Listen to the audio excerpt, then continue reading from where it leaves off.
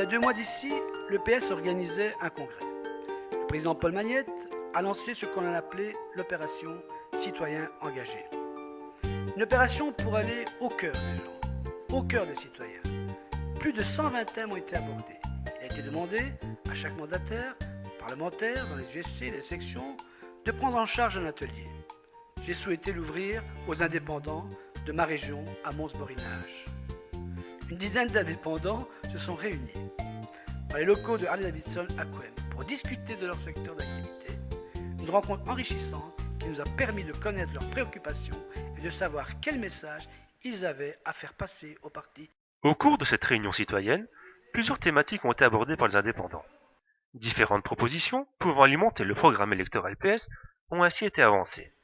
Parmi celles-ci, la formation et la qualification ont souvent été pointées du doigt. Souvent, ils insistent sur le fait qu'il est très difficile de recruter des personnes rentables immédiatement et aptes au terrain dès qu'ils sont engagés. Pour cela, ils ont d'ailleurs proposé que des ponts soient organisés entre l'université et le monde du travail. Le système de formation, il y a un système de formation en Belgique, mais je crois qu'elle n'est peut-être pas encore bien adaptée. J'ai vu des modèles en Amérique, je pense qu'on devrait prendre quelques exemples ailleurs pour pouvoir arriver à avoir des gens formés, compétents et qui puissent être rentables immédiatement pour une petite entreprise. C'est très important parce que les charges sont très importantes. Deuxième thématique abordée, les charges salariales et la concurrence déloyale qui en découle. Engager coûte encore trop cher en Belgique. Il faudrait trouver un système pour changer les choses. C'est tout d'abord d'éliminer la concurrence déloyale. Ça, il y en a beaucoup de trop. Et ça, c'est un fléau qui ça va nous porter très mal partout et tout le monde. Il y a des gens qui souffrent énormément parce qu'ils arrivent avec des prix, ils cassent les marchés, ils cassent tout, mais ça n'avance personne parce qu'il n'y a plus d'argent qui rentre dans les caisses de l'État belge. Cette concurrence déloyale, que ça nous amène loin, trop loin, et c'est très mauvais. Enfin, ils aimeraient qu'on valorise davantage leur image, dire qu'ils sont des gens d'initiative et fournisseurs d'emplois. C'est vraiment l'encadrement et l'aide aux petites et moyennes entreprises.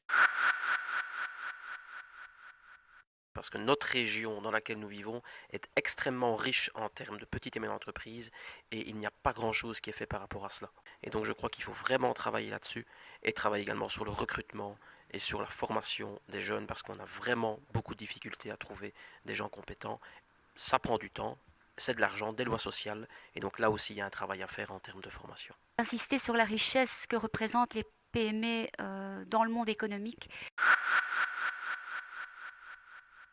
Et de ne pas toujours voir les indépendants comme les sataniser, en tout cas en les écrasant de contrôle, de procédures administratives, enfin soit en les aidant pour continuer à faire leur travail et pouvoir faire fructifier, je vais dire, la région parce qu'on en a grandement besoin. Quand je reçois ma pension et que je dois payer mes factures, j'ai le bourdon.